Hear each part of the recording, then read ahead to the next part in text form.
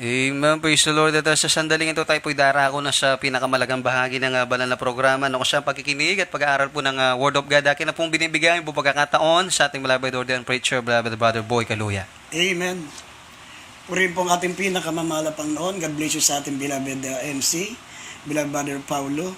At minsan pa maminamahal ako po yung nagpapaabot ng pinakamataas na pagsamba, pinakamataas na pagpupuri, pagluwalhati sa ating Diyos na ating pinaglilingkuran, ang ating pinakamamahal na Panginoon Kristo, at gayon din po sa ating minamahal at ginagalang na Pastor, beloved Evangelist Wilde Estrada Almeida, the end-time prophet of our loving God.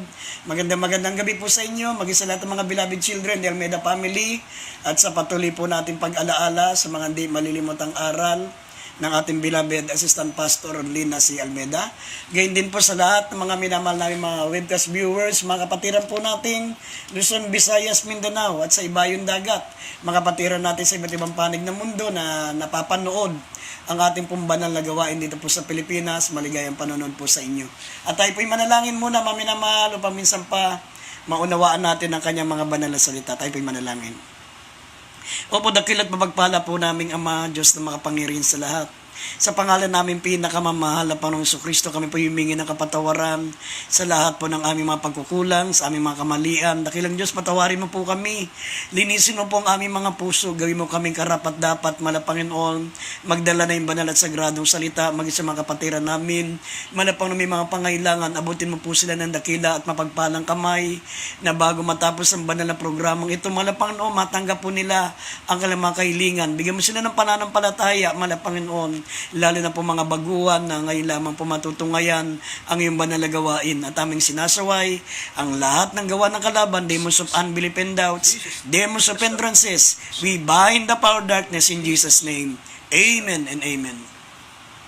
Kindly maminamalbuksan natin ang ating pambungad na talata, 1 Kings chapter 2 verse 1 up to 3. Dito po sa aklat po ng unang mga hari, kabanata po 2, talatay 1 hanggang 3. Ang mga araw nga ni David na ikamamatay ay nalalapit at kanyang ibinilin kay Salomon na kanyang anak na sinasabi, ako'y yumayaon ng lakad ng buong lupa. Ikaw ay magpakalakas nga at magpakalalaki. 3. At iyong ingatan ng bilin ng Panginoon mong Diyos na lumakad sa kanyang mga daan, na ingatan ng kanyang mga palatuntunan, ang kanyang mga utos at ang kanyang mga kahatulan at ang kanyang mga patutuo ayon sa nasusulat sa kautusan ni Moises, upang ikaw ay guminhawa sa lahat ng iyong ginagawa at saan ka man pumihit. Amen. Amen. Maminamahal ang ating pong paksa ay pamagatan po natin, be thou strong. Be thou strong. Amen. Ang kalakasan dito, maminamahal, na ibinibili ni Haring David, maminamahal kay Haring Solomon, ito po yung spiritual strength. Bago po, maminamahal, bawian ang buhay si Haring David. Maminamahal, hindi siya nag-iwan ng tinatawag na last will testament. Hindi niya iniabilin kung saan niya mapupunta ang kanyang kayamanan, ang kanyang mga naiwang mga ari-arian. Pero mas higit siyang may ibinilin, mayroon siyang higit, mga minamahal na ipinamana dito po kay Haring Solomon. Kaya siya po ang naging matagumpay sa lahat ng mga hari sa balat ng lupa, sapagkat walang ipinamana si Haring David sa kanya kundi ang mga palatuntunan ng ating pinakamamahal na Panginoon na siyang kanyang ikalalakas na espiritual. Yeah. Ang sabi po rito, maminamahal, sinabi ni David bago siya mamatay, ay ibinilin kay Solomon na kanyang anak na sinasabi, ako'y yumayaon ng lakad ng buong lupa. Ikaw ay magpakalakas nga, magpakalalaki. Sabi ng talatang 3, at iyong ingatan ang bili ng Panginoon mong Diyos. Dumakad ka sa kanyang mga daan. Ingatan mo ang kanyang mga palatuntunan, ang kanyang mga utos, at ang kanyang mga katulan, at ang kanyang mga patutuo, ayon sa nasusulat sa kautusan ni Moses, upang ikaw ay guminawa sa lahat ng iyong ginagawa, saan ka man pumihit. Ito po ang pinakakayamanan na hindi po kayang nakawin. Yeah. Ito po, maminamahal, ay higit pa sa isang mundong kayamanan, yung iniabilin ni Haring David kay Solomon bago siya, mga minamahal, malagutan ng hininga. Ibinili niya ang mga palatuntunan ng mahal na Panginoon. Ibinili niya na siya magpakalakas. sa espiritual na kalakasan. Ibinili niya, maminamal na kanyang ingatan, ang kahatulan ng ating mahal na Panginoon, sabi rito, upang siya'y guminhawa sa lahat ng kanyang ginagawa, saan man siya pumihit. Kaya nga, maminamahal, tayo pong mga anak ng Diyos ngayon, wala nang pinakamapalad sa lahat ng mga mapalad, maminamahal, sapagkat tayo po, mga minamahal, ay mayroong pastor na lagi nagpapaalala sa atin at kasama pa natin. Lagi tayong tinuturuan, mga minamahal, pinaalalanan ng salita ng Diyos. Naalala ko lagi, ito yung magpipreach ang ating beloved pastor, mga minamahal, lagi niyang sinasabi na, be strong in the Lord and in the power of His might. Lahat ng pangangaral natin, mga pastor, hindi nawawala yung magpakalakas kayo sa Panginoon, gaya ng inihalbili ni David kay Haring Solomon. Ang sabi, magpakalakas kayo, be strong in the Lord. Ito po yung inihabili niya sa atin, mga minamahal, sapagkat ang ating pong pakikipagbaka ay hindi po laban sa laman at sa dugo. Sabi ng Ephesians chapter 6 verse 12, bakit tayo kinakailangan magpakalakas? Sabi rito, sapagkat ang ating pakikipagbaka ay hindi laban sa laman at sa dugo, kundi laban sa mga pamunuan, laban sa kapangyarihan, laban sa mga namamahala ng kadilimang ito sa sanlibutan, laban sa ukol sa espiritu ng kasamaan sa dakong kaitaas-taasan. Kaya nga, kung si Haring David ay laging binibilinan, iniwanan siya ng mga palatuntunan ng mahal na Panginoon na magpakalakas siya, ang ating beloved pastor, mga minamahal, lagi po tayong pinaalalanan. Ang pinag-uusapan po dito, mga minamahal, ay kaligtasan. Ang pinag-uusapan po dito, yung tayo po yung makapiling ng ating mahal na Panginoon sa langit. Hindi biro. Higit pa sa isang mundong kayamanan. Pag tayo po ay nagtagumpay, kapag tayo po, mga minamahal, ay nauwi sa piling ng mahal na Panginoon, wala nang pinakamayaman, wala nang pinakamapalad, wala na, mga minamahal, na pinagpala sa lahat ng pinagpala, kundi ang mga taong makakapiling ng Diyos sa kalangitan. Kaya nga, lagi po tayong binibilinan ng ating beloved pastor, be strong in the Lord, in the power of His might. Kaya nga, paano tayo magiging malakas sa espiritual? Paano natin iingatan, mga minamahal, na tayo po'y manatili, mga minamahal, na pangawakan ng mga banal na salita ng Diyos na nagbibigay sa atin ng kalakasan. Unang-una, sabi po rito, mga minamahal, take heed to your counselors. Take heed to your counselors. Ang unang tagapayo natin dito, mga minamahal, ay ang ating beloved pastor. Siya po ang higit na nakakaalam sa atin. Mga minamahal, ang mga bagay na mga espiritual, gaya ni Haring David, na iniabilin, mga minamahal, kay Solomon, na pinayuan siya, na ingatan niya mga palatuntunan ng mahal na Panginoon. Bakit kinakailangan natin, mga minamahal, na ingatan ang mga payo ng mga counselors natin, ang mga mangangaral nyo, lalo na ang ating beloved pastor. Sabi rito, basahin po natin ng Kawikaan, Kapitulo 24, talatang 6, at Kawikaan 19, talatang 20. Basahin po natin mga talata. Dito po sa aklat ng Kawikaan, mga Kawikaan, Kabanatay 24, ang talatay 6. Sabi dito, sapagkat sa pamamagitan ng pantas na pamamatnubay ay makikipagdigma ka, at sa karamihan ng mga tagapayo ay may kaligtasan. Dito po sa aklat po ng Kawikaan, Kabanatay 19, talatay 20. Sabi po dito, Kawikaan 19:20, makinig ka ng payo at tumanggap ka ng turo upang ikaw ay maging pantas sa iyong huling wakas. Amen. Amen. Yan po, mga minamahal, ang unang paraan upang tayo po'y maging malakas. Ingatan natin ang mga bilin ng ating beloved pastor. Siya po ang ating counselors. Sabi, take heed to your counselors. Ingatan mo ang bilin ng iyong mga tagapayo, sapagkat sa pamagitan ng pantas na pamamatnubay ay makikipagdigma ka, at sa karamihan ng tagapayo ay may kaligtasan. Ang pakikipagbaka natin ay hindi laban sa laman at sa dugo, kundi laban sa pamunuan, laban sa kapangyarihan ng kalaban, laban sa kapangyarihan ng kadiliman, ng kaitaas-taasan. Sabi ng Biblia, laban sa kapangyarihan ni Satanas. Kaya sabi rito, sa pamagitan ng pantas na pamamatnubay ay makipagdigma ka. Nasa spiritual battle tayo, maminamahal. Kailangan natin ng mga tagapayo. Ha? Ang sabi sa Proverbs 19:20, makinig ka ng payo, tumanggap ka ng turo, upang ikaw ay maging pantas sa iyong huling wakas. Kaya maraming mga mananampalataya ang hindi nagiging matagumpay, hindi magiging malakas sa kanilang buhay spiritual. Ayaw nilang tumanggap ng payo, parang iniisip nila na wala ng pinakamagaling kundi sila. Sabi pa rito, mami naman, kung mababasa rin po natin, dagdag natin ang Proverbs 11:14, ang pantas na pamamahala. Sabi, ito po, mga minamahal, sabi, kung walang pantas na pamamahala, ang bayan ay mababagsak. Kung wala tayong tagapayo, mga minamahal, mababagsak ang ating pong buhay spiritual. Basahin natin Proverbs 11:14. Dito sa aklat ng mga kawikaan, Kabanata 11, talatay 14. Sabi dito, kung saan walang pantas na pamamahala, ang bayan ay nababagsak. Ngunit sa karamihan ng mga tagapayo ay may kagalingan. Amen. Ha? Kung saan walang pantas na pamamahala, ang bayan ay mababagsak. Ngunit sa karamihan ng mga tagapayo ay may kagalingan. Kaya maging si Moses, maminamahal.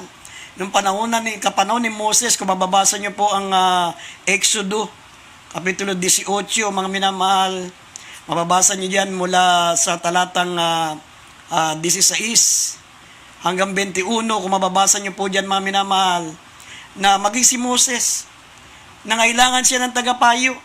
Nangailangan siya, mga minamahal, ng pantas na tagapayo. Matalino na si Moses. Imagine, siya po'y nag-aral ng 40 taon sa Ehipto. At ang mga nagturo sa kanya sa Ehipto ay mga scholars, mga matatalinong tao sa iba't ibang panig ng mundo, mga minamahal na pinadala sa Ehipto para turuan si Moses. At bukod doon, mga minamahal, siya po ay natuto sa kanyang experience doon sa tinatawag na ilang. 40 karanasan doon sa ilang. Para siya po'y lumawak ang kanyang karanasan. Sabi nga, experience is the best teacher. Bukod sa meron siyang edukasyon na 40 taon sa Ehipto, meron pa siyang karanasan sa ilang, doon sa Median, mga minamahal. Bago siya sinugo ng Diyos upang ipadala, mga minamahal, sa Israel, upang iligtas ang bansang Israel mula sa pagkaalipin ng mga Ehipsyo. Imagine, maminamahal, grabing paghahanda yan, 40 years. Pagkatapos ng 40 years, another 40 years naman, maminamahal, doon sa ilang. Kaya 80 taon na paghahanda bago sinugo ng Diyos si Moses. Pero sa kabila po nito, sabi rito sa Exodus chapter 18, basahin po natin, nangailangan pa po siya ng counselor na gaya ng ipinayo ng kanyang biyanan. Basahin po natin mula sa verse 16 hanggang 22. Dito po sa aklat ng Exodo, Kabanata 18, talatay 16 hanggang 22. 16, pagka sila'y may usap, ay lumapit sa akin, at aking inahatulang isa't isa, at aking ipakikilala sa kanila mga palatuntunan ng Diyos at ang kanyang mga kautusan. 17, at sinabi ng biyanan ni Moises sa kanya, ang bagay na iyong ginagawa ay hindi mabuti. Tunay na ikaw ay manghihina, ikaw at ang bayang ito na nasa iyo, sapagkat ang bagay ay totoong mabigat sa iyo. Hindi mo makakayang mag-isa. Dinggin mo ngayon ang aking tinig, papayuhan kita. At sumaiyo nawa ang Diyos, ikaw ang maging tagapag-akay sa bayan, sa harap ng Diyos, at dalhin mo ang mga usap sa Diyos. 20. At ituturo mo sa kanila ang mga palatuntunan at ang mga kautusan. At ipakikilala mo sa kanila ang daang nararapat lakaran at ang gawang kanilang nararapat gawin. Bukod dito, yahanap ka sa buong bayan ng mga taong bihasa, gaya ng matatakutin sa Diyos, na mga taong mapagpatotoo, na ang mga napupuot sa kasakiman at siyang mga ilagay mo sa kanila na magpuno sa mga lilibuhin, magpuno sa mga dadaanin, magpuno sa mga lilimang puin, at magpuno sa mga sasangpuin. 22. At pahatulan mo sa kanila ang bayan sa buong panahon, at mangyayari na bawat malaking usap ay dadalhin nila sa iyo, datapat bawat munting usap ay sila ang mga maghahatulan at sa ganyan ay magiging magaan sa iyo at magpapasan silang katulong mo. Amen. Amen. Tignan niyo, maminamahal. Si Moses, napakatalino na, maminamahal. Isang napaka dakila at pinakamarunong na leader. Pero tumanggap siya ng payo, maminamahal, doon sa kanyang biyanan na si Jethro. Amen. Ha? Pinayuhan siya na sabi, mahirapan ka niyan. 3 milyon yan, pinangungunahan mo 3 milyon. Ha? Bakit hindi ka umirang ng mga matatalino at mga may takot sa Diyos para sila ang magpapayo sa mga lilibuhin, sa mga daanan, sa mga tigli-limampu, sapagat kung dadalhin mo lahat yan, ikaw ay mahirapan. Kaya nga tinanggap ni Moses yung payo na yan. Kaya ngayon yung sinasabi ng Biblia, maminamahal, na kapag tayo po ay tumatanggap ng payo, tayo po higit na lalong nagiging pantas. Amen. Lalo tayo nagiging pantas. Kaya nga, para tayo lalong higit na maging malakas sa spiritual, take heed to your counselor. Ha? Mga minamahal, lumapit ka muna sa inyong mga tagapayo, sa inyong mga spiritual leader, sa inyong mga preachers. Maminamahal, may mga desisyon ka na hindi mo sigurado. Magtanong ka, maminamahal, para hindi ka mapariwara. Huwag tayong gumaya din sa anak ni Haring Solomon. Si Haring Solomon, napakatalino niya na, maminamahal, pero meron siyang mga tagapayo. Pero ito po nga, anak ni Haring Solomon, si Roboam, kaya po nahati ang tinatawag na United Kingdom of Israel. Kaya nagsimula sa anak ni Haring Solomon ang divided kingdom dahil hindi tinanggap ni Roboam ang payo ng kanyang mga counselor. Yung mga tagapayo ni Haring Solomon na nabubuhay pa siya. Yung mga counselor ni Haring Solomon, hindi niya tinanggap. Ang sabi po rito, ang tinanggap niyang payo ay yung mga payo nitong mga kabataan na kasing edad niya. Kaya sabi rito sa 1 Kings chapter 12 verse 8 up to 11, nahati ang karian. Ha?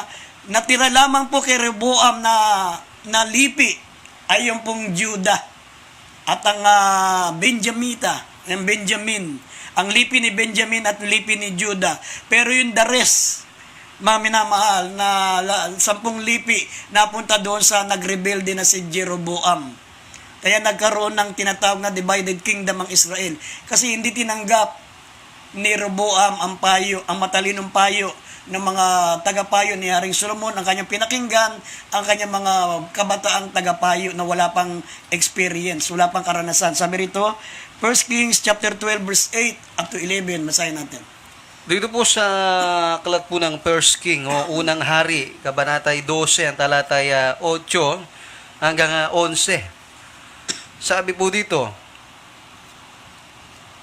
dito sa 8, ngunit tinalikdan niya ang payo ng mga matanda na kanilang ibinigay sa kanya at kumuhang payo sa mga binata na nagsilaking kasabay niya na nagsitayo sa harap niya. At sinabi niya sa kanila, anong payo ang ibinigay ninyo upang maibalik nating sagot sa bayang ito na nagsalita sa akin na nagsasabi, pagaanin mo ang atang na iniatang ng iyong ama sa amin, Jis. At ang mga binata na nagsilaking kasabay niya ay nagsipagsalita sa kanya na nagsisipagsabi, ganito ang iyong sasabihin sa bayang ito na nagsalita sa iyo, na nagsasabi, pinabigat ng iyong ama ang atang sa amin, ngunit pagaanin mo sa amin, ganito ang iyong sasalitain sa kanila. Ang aking kalingkingan ay makapal kaysa mga balakang ng aking ama. 11, at yaman ngang inatangan kayo ng aking ama ng mabigat na atang, ay aking dadagdagan pa ang atang sa inyo. Pinarusahan kayo ng aking ama ng mga panghagupit, ngunit parurusahan ko kayo ng mga tila alakdan. Talo na 13, at ang hari ay sumagot sa bayan na may katigasan at tinalikdan ang payo na ibinigay sa kanya ng mga matanda. Amen. Yan po, maminamahal. Diyan nagsimula ang tinatawag na divided kingdom of Israel. Dahil masinunod ni Haring Roboam, anak ni Haring Solomon, yung mga payo ng mga kabataan na hindi naman mga minamahal, malawak ang karanasan.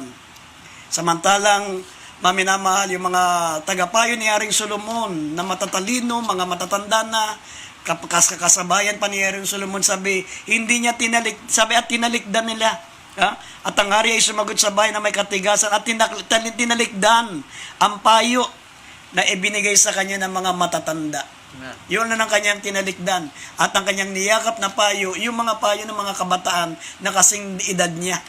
Ha? Kaya ganyan po, maminamol, napakalaga para tayo maging malakas sa spiritual. Sinabi ng Biblia, take heed to your counselors. Ha? Kailangan natin ng papamatnubay. Sabi ng papatnubay sa atin. Sabi sa pamagitan ng mga tagapayo ay makikipagdigma ka. Ha? At ikaw ay bibigyan ng tagumpay. Pero, maminamahal, dahil sa mga maling tagapayo, ang bayan ay babagsak. Sabi po ng banal na kasulatan. At pangalawa, maminamahal, sabi, take heed to your goals. Para tayo higit na maging malakas, maminamahal, sabi, take heed to your goals. Gaya ni Apostol Pablo. Ang mindset ni Apostol Pablo mula nang siya naligtas, maminamahal, ang kanyang mindset ay ang kanyang ultimate goal. Ang sabi, ako'y nagtutumulin sa dakilang gantimpala na kay Kristo Jesus. Yan ang kanyang goal, yung gantimpala na naghihintay sa kanya. Ha? Sinabi niya, maminamahal, nililimot ko ang mga bagay na nasa likuran. Lahat ng kanyang mga achievement, lahat ng kanyang mga pangarap, nilimot niya yan, alang-alang sa dakilang gantimpala na naghihintay sa kanya. Sabi, ang iniintay niya ay yung pagparito ng ating pinakamamahal na Panginoon na magbabago ng kanyang katawang may kasiraan ng walang kasiraan. Ang kanyang goal ay ang kanyang pagiging mamamayang makalangit. Sabi rito, basahin po natin Philippians chapter 3, verse 13 up to 14. Talo natin ng 20 hanggang 21. Dito sa aklat po ng Pilipos, kabanata po 3, ang talata ay 13 hanggang 14, talo ng 20 hanggang 21. Sa 13, mga kapatid, hindi ko pa inaaring inabot. Datapwat isang bagay ang ginagawa ko na nililimot ang mga bagay na nasa likuran at tinutungo ang mga bagay na hinaharap. Nagtutumulin ako sa hangganan sa gantimpala ng dakilang pagtawag ng Diyos na kay Kristo Jesus. Talo ng 20 hanggang 21. Sapagkat ang ating pagkamamamayan ay nasa langit, mula doon ay nihintay naman natin ang tagapagligtas, ang Panginoong Jesucristo, na siyang magbabago ng katawan ng ating pagkamababa upang maging katulad ng katawan ng kanyang kalwalatian ayon sa paggawa na may pagpapasuko niya sa lahat ng mga bagay sa kanya. Amen. Amen. Yan po, maminamalang pangalawang paraan. Sabi ng Biblia, take heed to your goals. Kailangan ko maglilingkod ka sa ating mahal na Panginoon, sentro ka sa iyong ultimate goal. Si Apostol Pablo, maminamal, sabi, nilimot niya mga bagay na nasa likuran, ang kanyang pangarap, ang kanyang ambisyon, ang kanyang propesyon, maminamahal. Siya po'y abogado, siya po'y pariseyo, siya po, maminamahal, ay senador. Member siya ng Sanhedrin, kaya nga may kapangyarihan siya na gumawa ng batas at hulihin ang mga mananampalataya noon ni Kristo. Ha? Pero nung siya po'y naging mananampalataya, sabi niya, nililimot ko ang mga bagay na nasa likuran. Ha? Hindi ko pa inaaring inabot ang pinakamataas na antas ng paglilingkod sa Diyos, pero isang bagay ang ginagawa ko, nililimot ko mga bagay na nasa likuran at tinutungo ang mga bagay na hinaharap. Nagtutumulin ako sa gantimpala ng dakilang pagtawag ng Diyos na kay Kristo Jesus. Nandun siya, mga minamahal, ang kanyang mindset ay ang kanyang ultimate goal. Unang-una, mga minamahal, yung maabot niya yung dakilang gantimpala ng Diyos na kay Kristo Jesus. Pangalawa, sabi ng Biblia, siya po ay makarating doon sa langit. Iniisip niya ang kanyang pagkamamamayan ay makalangit at hinihintay niya lamang ang tagapagligtas ng ating mahal na Panginoon Kristo. Amen. Marami siyang tinalikuran, marami siyang mga minamahal give up sa paglilingkod sa mahal na Panginoon. At ang sabi niya sa 21, mga minamahal, na babaguhin ang kanyang katawan. Sabi, ang minimiti niya ay magkaroon siya ng tinatawag na incorruptible body. Na siyang magbabago ng katawan ng ating pinakamababa upang maging katulad ng katawan ng kalulatian ni Kristo ayon sa paggawa upang maipasuko niya lahat ng mga bagay sa Kanya. Yan po, maminamahal, ang mga dapat natin gawin. Sabi nga ng, kung mababasa natin dito sa English, sa 2 Thessalonians chapter 3 verse 5, and the Lord direct your hearts into the love of God and into patient waiting for Christ. Ang ating ang ating puso, ng ating mga puso ay laging nakadirekta sa pag-ibig sa Diyos at sa pagtsatsaga, sa paghihintay, sa pagbabalik ng mahal na Panginoon Jesucristo. Nakadirect, sabi, and the Lord direct your hearts, na tayo po, ang ating mga isip nakadirekta, ang ating puso nakadirekta sa pag-ibig sa Diyos at sa matyagang paghihintay sa pagbabalik ng mahal na Panginoon. Yan po ang ibig sabihin ng take heed to your goals. Hindi yung katulad po tayo mga minamahal ng asong tinuruan na magpakadulubasa sa paghuli ng usa. Nung siya'y dalubasa na, siya magaling na, pinakawalan na siya sa gubat ng kanyang amo. At nung nandun na siya sa gubat, nakakita siya ng usa, talagang aabutan niya na, mahuli niya na, sasakmalin niya na sa leeg, pero merong gumambala sa kanya. Meron dumaan na kuneho, maminamahal, napunta yung kanyang focus sa kuneho, tumakbo naman yung kuneho, hinabol naman ng aso, pinabayaan niya na yung usa. At nung mahuli niya na yung usa, dumating naman yung maliit na daga, napunta naman yung focus niya sa panghuli ng daga, na nakatakas naman, wala siyang nahuli. Ganon tayo, maminamahal, na imbis na sabi rito, and the Lord direct your hearts into the love of God and into the patient waiting for Christ, tayo po ay nagagambala ng mga mga worldly ambition, ng mga pangarap natin. Tayo po ay nadidistract sa mga bagay sa sanlibutan. Mga bagay na sabi ng Biblia, huwag niyong ibigin ang sanlibutan ni ang mga bagay ng sanlibutan, sapagat lahat ng mga bagay ng sanlibutan ay pita ng laman, pita ng mata at kapalaluan sa buhay. Nadidistract po tayo sa mga nakikita natin sa sanlibutan, sa mga ambisyon natin sa buhay. Tandaan po natin, maminamahal, heaven and earth shall pass away, but the word of God shall never pass away. Amen. Ang ambisyon mo, lilipas yan. Lahat ng mga pangarap mo, makamtan mo man yan, wala pong mananatili dyan, maminamahal. Walang forever sa sanlibutan. Ang forever ay nasa paglilingkod sa Diyos. At ang kauli-ulian, sabi ng banal na kasulatan, take heed to your relationship to God. Na sabi, manatili ka, maminamahal, sa iyong mabuting relasyon sa mahal na Panginoon. Dahil tandaan po natin, sabi ng Biblia, ang kasalanan ang magpapaiwalay sa atin sa Diyos. Maganda ang relasyon mo ngayon sa Diyos, ikaw ay mainit, ikaw ay matapat, ikaw ay lagi nag-aayuno, ikaw ay masikap na dumalo, pero panatilihin mo ang magandang relasyon mo sa mahal na Panginoon. Dahil sinabi ng banal na kasulatan, mga minamahal, ang kasalanan ang magpapaiwalay sa atin sa Diyos. Si Haring Solomon, hindi niya napanatili ang kanyang magandang relasyon sa mahal na Panginoon. Si Gideon, hindi niya napanatili ang kanyang magandang relasyon sa ating mahal na Panginoon. Maraming mga mananampalataya katulad ni Dimas sa 2 Thessalonians chapter 4 verse 10 o 2 Timothy chapter 4 verse 10. Hindi niya napanatili ang kanyang magandang relasyon sa Diyos. Si Judas, hindi niya napanatili ang kanyang magandang relasyon sa Diyos. Sapagkat sila'y nasilaw, maminamahal, sa mga material na bagay.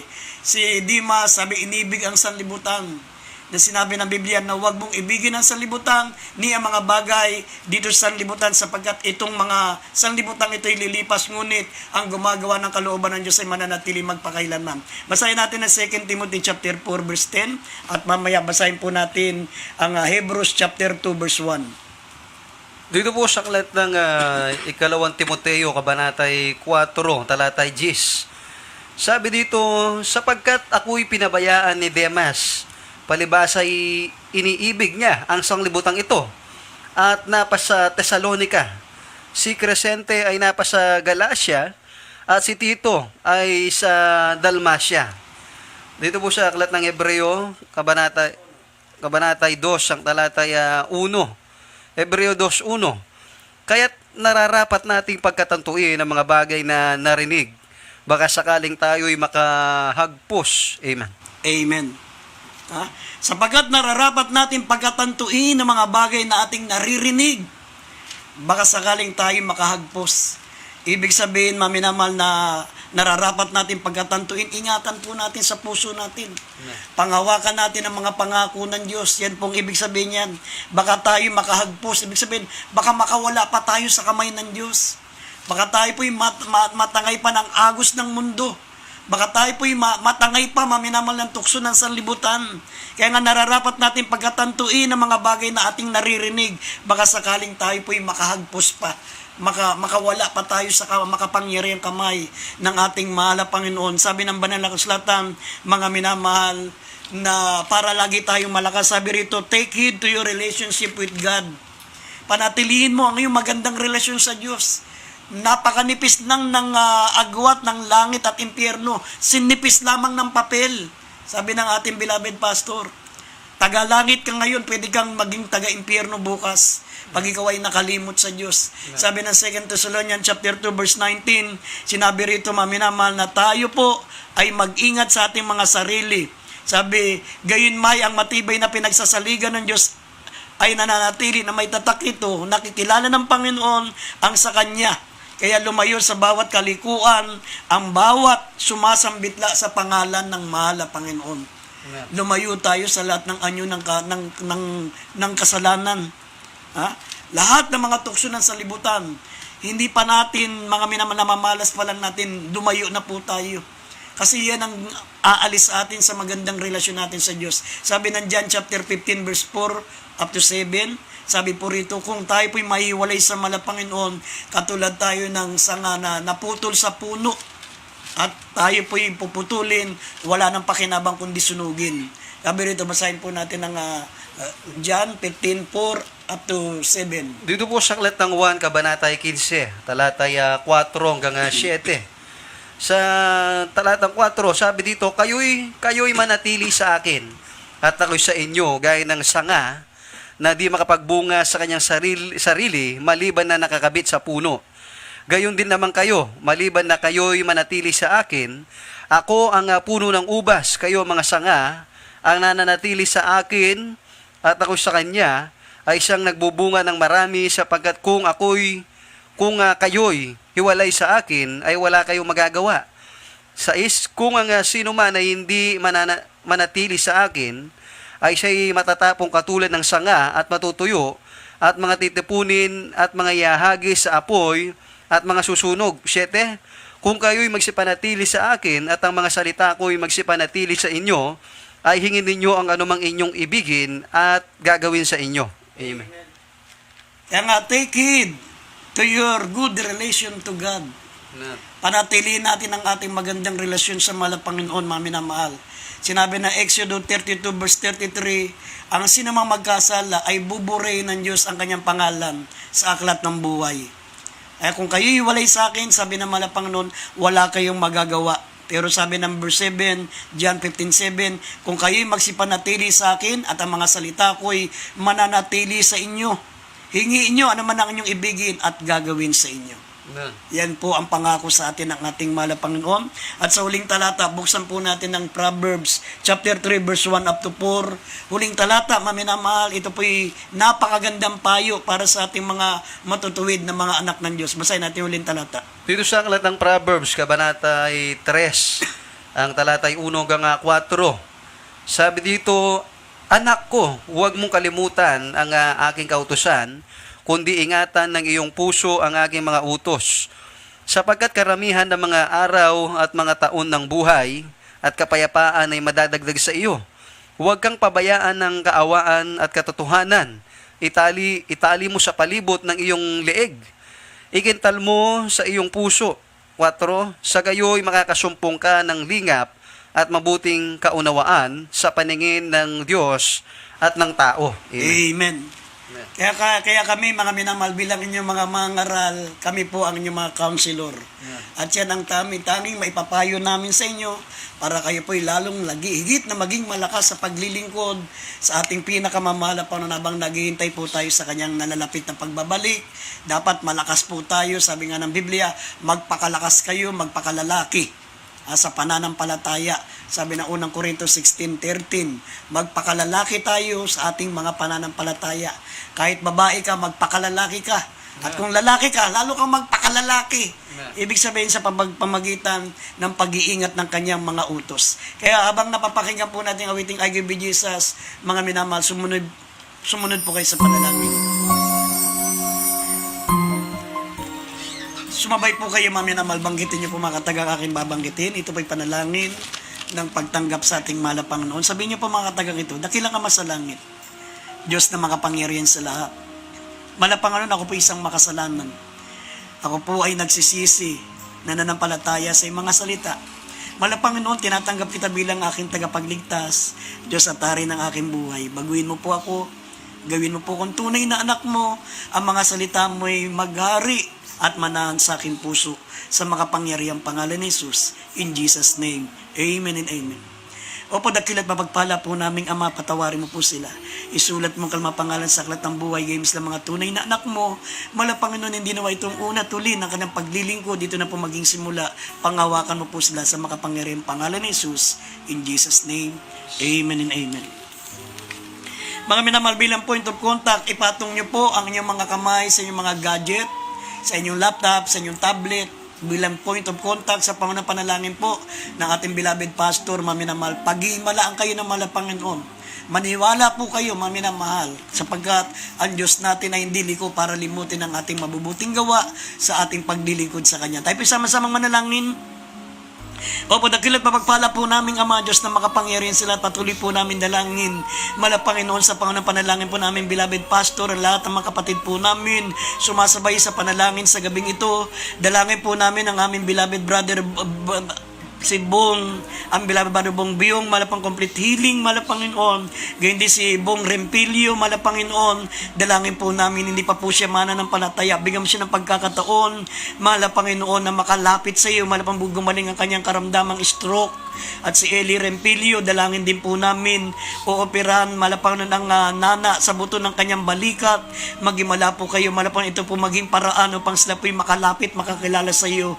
Ganyan din si Claribel Aracana Paredes, dalangin po namin, alisin mo po ang masamang karamdaman na sa kanyang katawan, Panginoon. Ganyan ang aming beloved sister niya, Claire Paredes, ang kanyang ubo, Panginoon, bigyan ng kompletong kagalingan. Si Chad Balion, Panginoon, dalangin po namin ang kanyang lagnat, ang kanyang sipon, ang kanyang ubo, Panginoon, pawiin mo po, ibsan mo ang kanyang karamdaman. Si Luisito Cerezo, Panginoon, mataas ang blood pressure, ibalik mo po sa normal, Panginoon, aming ang blood pressure ng beloved brother Luisito Cerezo.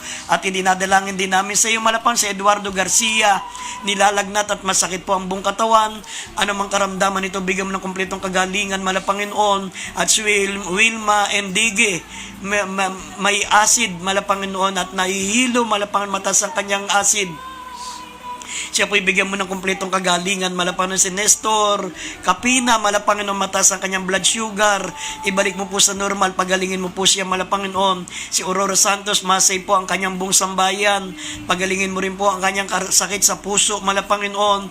Aming beloved sister Evelyn Gilalas, maligtas ang kanyang mga mahal sa buhay, Panginoon. Si brother Larry Repollo, Panginoon, may ubo at may sipon, bigyan mo ng kumpletong kagalingan. Si Lolita Timanil, Panginoon, malutas ang kanyang problema, Panginoon, at matanggap sa kanyang inapalayang trabaho. Si Patrick Rabanera, Panginoon, maging maayos ang operasyon sa appendicitis, Panginoon. At gayon din si Elijah Miguel, complete recovery sa karamdamang dengue, Panginoon. Lahat po ng mga may sakit, Panginoon, sa oras nito, sa pangunang panalangin namin, beloved pastor, aming sinasaway, demons of infirmities and diseases, demons of cancer, leukemia, diabetes, asthma, sakit sa puso, high blood, mataas na blood sugar, mataas na blood pressure, lahat ng sakit, karamdaman, appendicitis, lumayas kayo sa pangalan ni Jesus. Karamdaman, trangkaso, ubo, sipon, lumayas kayo, be healed in the name of Jesus. Vices began, problem be solved in Jesus' name. Bless them, O Lord God, in Jesus' name. Amen and amen. God bless you po, mami naman. We love you so much, but there's Jesus loves you more. Binibigay ko na po ang buong pagkakataon sa ating MC, beloved Brother Paulo Bondok. Amen. Praise the Lord. God bless you po sa ating beloved ordained preacher, beloved Brother Boy Kaluya, sa mensahe ng kaligtasan na ating napakinggan na pag-aralan sa gabing ito. At muli po sa pangunguna po ng aming beloved pastor, Evangelist Will Del Meda, kami pasamantala nagpapaalam sa gabi ito. Sa araw ng bukas ay magkikita pa rin. Magsisimula tayo ng 9 p.m. to 10 p.m. At ating muna kasama ating mga ngaral, ating beloved ordained preacher, beloved brother Boy Kaluya. Sa ating online technical side, ating beloved brother Gary Nabat, beloved brother A.D. Recnestal, umantabay po sila sa ating webcast sa gabing ito. Sa ating online, sa ating mga beloved live webcast viewer. Ang Diyos po magpaalala sa inyo sa patuloy niyong panonood ng kanyang banal na programa. We love you in the Lord po, but dearest Jesus loves you more. God bless you po, and good night.